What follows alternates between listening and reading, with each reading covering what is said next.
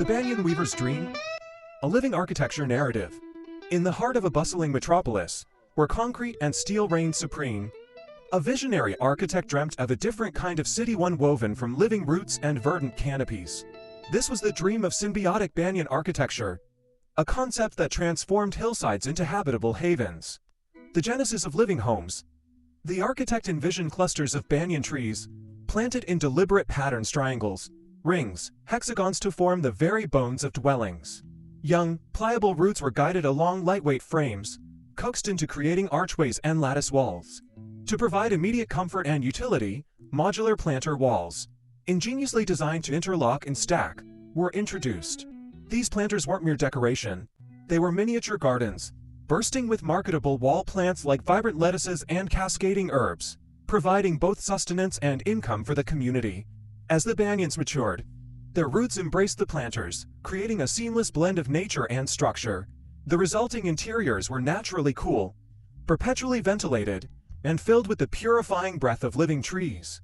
These were buildings that grew stronger with time, structures that biodegraded gracefully back into the earth, leaving no trace but rich soil, fortifying the slopes nature's embrace. But the dream extended beyond mere shelter.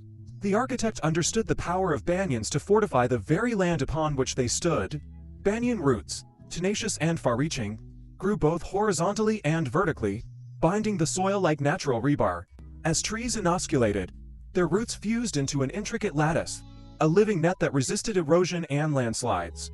Rows of banyans were strategically planted along contour lines, their growth carefully managed to create living retaining terraces. Between the trees, the stackable, interlockable planters added further stability, transforming slopes into fertile gardens. The canopy slowed the impact of torrential rains, while the root mats absorbed runoff, gently channeling excess water downhill, preventing floods and nurturing the land. A symphony of species, the living tapestry. The banyan was not a solitary hero but part of a vibrant ensemble. Vetiver grass and bamboo were planted to provide rapid soil binding while the banyans matured. Nitrogen-fixing species like Clearicidia and Lucana enriched the soil, ensuring long-term fertility. Deep-rooting trees like Tamarindus indica and Salmonia salmon anchored the slopes with unwavering strength. And along the coast, mangroves stood guard, their roots intertwining to protect against the relentless tides. The dance of design, from seedling to sanctuary. The process was a dance between human intention and natural growth.